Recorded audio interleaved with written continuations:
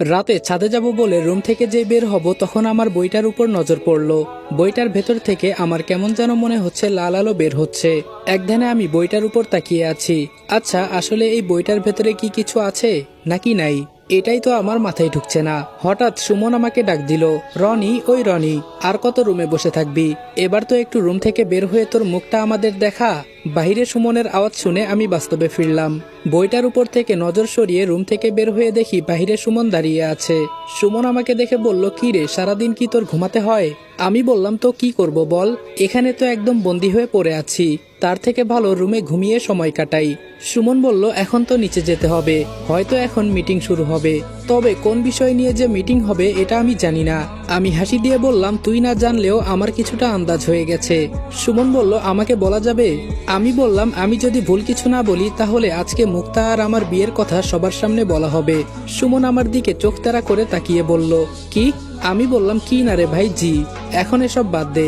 সুমন, আমি মনে হয় তোকে ভেজালের ভেতরে ফেলে দিলাম। সুমন বলল, মানে বুঝলাম না। আমি বললাম, বন্যার সাথে তোর সবকিছু ঠিকঠাক করে আমি কিছু করতে পারলাম না। সুমন বলল, আরে শালা, কি বলিস এসব? তুই ভালো কাজ করেছিস। তুই না থাকলে বন্যাকে আমি হয়তো এই কথা বলতে পারতাম না, তবে মেয়েটাকে আমি সুখের আশা দেখাতে পারলাম না। সুমনের কাঁধে হাত রেখে বললাম, আমি আছি তো, তুই চিন্তা করিস না। আমি তোদের নিজ হাতে বিয়ে দিতে না পারলেও তোদের একটা সুখের সংসার গিফট করব। আমি যেহেতু বলেছি সেহেতু আমার কথা রাখবো, তুই চিন্তা করিস না। এখন নিচে চল।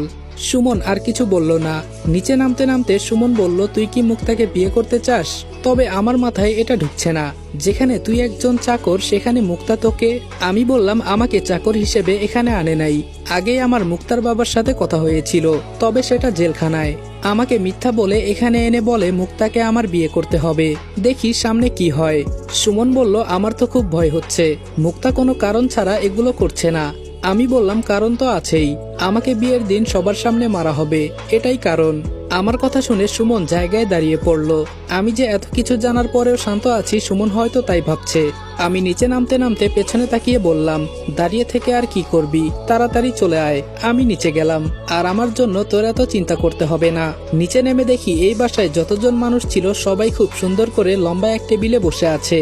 টেবিলের এক মাথায় একজন মেয়ে পুরোপুরি পর্দা করে বসে আছে, অন্য মাথায় মুক্তার বাবা। তবে যে মেয়েটা পর্দা করে বসে আছে সেটা হয়তো আর কেউ না, আমাদের রিয়া ম্যাম। আমি সবসময় একটা কথা বলি, রিয়া ম্যাম যেখানেই থাকে না কেন আমি তার শরীরের ঘ্রাণ শুনেই বলতে পারি যে রিয়া ম্যাম এখানে আছে। মুক্তার বাবা আমাকে ইশারা করে দেখিয়ে বলল আমি যেন গিয়ে মুক্তার পাশে বসি। মুক্তার বাবার কথা মতো আমিও তাই করলাম। মুক্তার পাশে বসতেই মুক্তা আমাকে দেখে একটা হাসি দিল। আমি এক পাশে আর মুক্তার অন্য পাশে মুক্তার বয়ফ্রেন্ড, মানে রিয়ার বাবা হিসেবে সবাই যাকে চিনে। এবার মুক্তার বাবা কথা বলা শুরু করলো, সবাইকে অনেক কিছু বলল, ভালো মন্দ সবকিছু মিলিয়ে অনেক কিছু বলল। তবে রিয়া ম্যাম কোনো কথা বলছে না, শুধু বসে বসে শুনছে। মুক্তার বাবা শেষ পর্যায়ে গিয়ে বলল, আজকের এই মিটিং আমার মেয়ের জন্য। আপনারা হয়তো সবাই জানেন আমার মেয়ে মুক্তার জন্য পাত্র খোঁজা হচ্ছে, তবে সবকিছু ঠিকঠাক আছে। আমি নিজেই আমার মেয়ের জন্য পাত্র খুঁজে বের করেছি, আর সেই ছেলেটা হলো সবার চেনা যারা মানুষটি, তার নাম রনি। আমার আরেক মেয়েকে ও কফি দেয়। বলতে পারেন আমি কেন ওকে চাকর করে এখানে পাঠিয়েছি। আসলে আমি ওর ধৈর্য পরীক্ষা করছিলাম, দেখছিলাম আমার মেয়ের জন্য ও পারফেক্ট হবে কিনা। তবে ছেলেটা আমাকে হতাশ করে নাই। এজন্য আমি আজকে সবাইকে জানিয়ে রাখতে চাই, আগামী সপ্তাহে আমার মেয়ে মুক্তা আর রনির বিয়ে। এখানে কারো কি কোনো কমেন্ট আছে? সবাই এক বাক্যে বলল না। মুক্তার বাবা আবার বলল, মুক্তা মা, তুই কি রাজি? মুক্তা দাঁড়িয়ে বলল, জি বাবা, আমি রাজি। তুমি আমার বাবা, তুমি যা বলবে আমি তাই করব। তোমার জন্য তো আমি আমার জীবন দিয়ে দিতেও রাজি। এবার আমাকে উদ্দেশ্য করে আঙ্কেল বলল, রনি বাবা, তুমি কি বলো? তোমাকে আমি জোরাজোরি করব না, যা বলবে তোমার মন থেকে বলো। এই কথা বলতেই মুক্তা হাত দিয়ে কি যেন করতে চাইছে, হয়তো আমার উপর জাদু শক্তি দিয়ে সবকিছু বলাতে চায়। মুক্তা কিছু করার আগে আমি দাঁড়িয়ে বললাম, জি আমি রাজি, আমি মুক্তাকে বিয়ে করতে রাজি আছি। আমার কথা শুনে সবাই একদম নিস্তব্ধ হয়ে গেল। মুক্তা আমার দিকে অবাক চোখে তাকিয়ে আছে। আমি যে এমন কথা বলবো ও হয়তো ভাবতেও পারে নাই। সুমন এক কোনায় বন্যার সাথে চুপটি করে দাঁড়িয়ে আছে, ও কোনো কিছুই বলছে না, শুধু হয়তো ভাবছে আমি এত কিছু কিভাবে সহ্য করছি।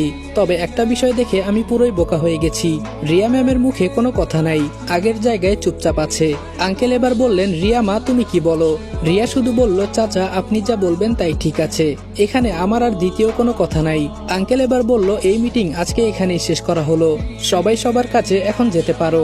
মুক্তা যাওয়ার আগে আমার গালে ছোট করে একটা চুমু দিয়ে বলল, আমি জানি তুমি বিয়েতে রাজি হয়ে যাবে, তবে আমি কিছু করার আগেই যে রাজি হয়ে যাবে এটা আমার ধারণার বাহিরে ছিল। আমি খুব খুশি হয়েছি, ধন্যবাদ তোমাকে। সবাই সবার মতো চলে গেল, আমি শুধু এক জায়গায় চুপচাপ দাঁড়িয়ে আছি। হঠাৎ পেছন থেকে কে জানি বলল, এত কিছু হয়ে যাচ্ছে তাও কিছু বলিস না কেন? আমি পেছনে তাকিয়ে দেখি সুমন অসহায় চোখে আমার দিকে তাকিয়ে আছে। আমি শুধু বললাম, বলেছি না আমার চিন্তা তোর করতে হবে না, আমার না আছে পরিবার, না আছে কেউ, এই পৃথিবীতে কার আশায় বাঁচবো আমি? আমার তো কোনো মানুষ নেই, তোর তো সবকিছুই আছে। জানিস মাঝে মাঝে তোর মতো মন চায় আমিও কাউকে ভালোবাসি। তোর ভালোবাসা দেখে সেই দিন আমার খুব আফসোস হয়েছিল, আমাকেও যদি কেউ এভাবে ভালোবাসতো। কিন্তু আফসোস, এখন আর অন্য কিছু চিন্তা করি না, মৃত্যু হলেও সেটা হয়তো হাসি মুখে বরণ করে নিব। এই কথাগুলো বলতে গিয়ে চোখের কোণে পানি চলে আসলো। সুমন এবার আমার কাঁধে হাত দিয়ে বলল, সত্যি তোর মতো মানুষ হয় না। আমি বলছি, দেখিস একদিন তোর জীবনেও এমন কেউ আসবে, আমি এটা মন থেকে দোয়া করি। এখন গিয়ে ম্যাডামকে এক মগ কফি দিয়ে আয়, এখন নাকি ম্যাম কফি খাবে। আমাকে বন্যা বলল। মনে মনে বললাম, এই সময়ে ম্যাম কফি খাবে, নাকি ওই দিনের মতো আমাকে কিছু বলতে চাইছে আবার? আগে দেখি কি বলতে চাইছে। কিছুক্ষণ পর বন্যা এসে আমার হাতে কফির মগটা দিয়ে গেল। আমি রিয়া ম্যামের রুমের সামনে গিয়ে দরজায় টোকা দিয়ে বললাম, ম্যাম আপনার কফি। রিয়া ম্যাম দরজা খুলে খুব চালাকির সাথে আমার হাতে একটা কাগজ দিয়ে কফিটা নিয়ে গেল। আমি চুপচাপ কাগজটা নিয়ে পকেটে ভরে সরাসরি উপরে চলে গেলাম। উপরে রুমের ভেতরে ঢুকে কাগজটা খুলে দেখি রিয়া ম্যাম প্রথমে রাগ প্রকাশ করে বলেছেন, তোমাকে আমি আর 2 দিন সময় দিলাম, এই 2 দিনের ভেতরে যা পারো করবে। আর মুক্তাকে বিয়ে করতে চাও না তুমি, কিন্তু ওদের জোরাজোরির কারণে রাজি হলে। সবকিছুই ঠিকঠাক আছে মানলাম, একটা কথা কি জানো, তোমাকে বিয়ের কথা বলে সবার সামনে মেরে ফেলা হবে। আমি কিন্তু এটা চাই না, আমি চাই আমার চাকর সবসময় আমার পাশে কফির মগ নিয়ে দাঁড়িয়ে থাকবে। শেষে রিয়া ম্যাম আবেগ ঝরানো কণ্ঠে লিখেছে, প্লিজ আমার জন্য না হলেও নিজের জন্য করো। তুমি না সুমন আর বন্যাকে সুখের সংসার গিফট করতে চাও, আমি জানি তুমি পারবে। আমি দেখেছি তোমার ভেতরে আলাদা একটা শক্তি আছে। আর কিছু বলবো না, শেষে শুধু বললাম, প্লিজ আমার জন্য তুমি এই কাজটা করো। রিয়া ম্যামের বলা কথাগুলো পরে আমার মনে হচ্ছে যেন এখন নিজের মাথার চুল নিজে ছিঁড়ে ফেলি। আমি কি কম খুঁজেছি, কিন্তু কোথাও কিছু পাই নাই। এটা কি আমার দোষ? আবার আমার মৃত্যুর সামনে, কিন্তু এখন কি করব ভেবে পাচ্ছি না। মাথাটা 2 হাত দিয়ে চেপে ধরে বসে আছি।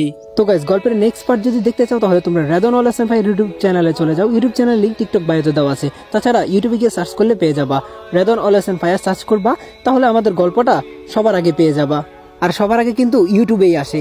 আর টিকটকে যদি নেক্সট পার্ট খুব তাড়াতাড়ি চাও তাহলে 1000 কপি লিঙ্ক করে দাও। আর সম্পূর্ণ গল্প দেখতে হলে এখনই ইউটিউব চ্যানেলে চলে যাও। তো তোমরা এখনই লাইক, কমেন্ট, শেয়ার যা যা করা লাগে তা বেশি বেশি করে দাও। আর আইডিতে যারা নতুন আছো তারা এখনই আইডিটা ফলো করে দাও। তো দেখা হচ্ছে নেক্সট ভিডিওতে। সবাই ভালো থাকো, সুস্থ থাকো, খোদা হাফেজ।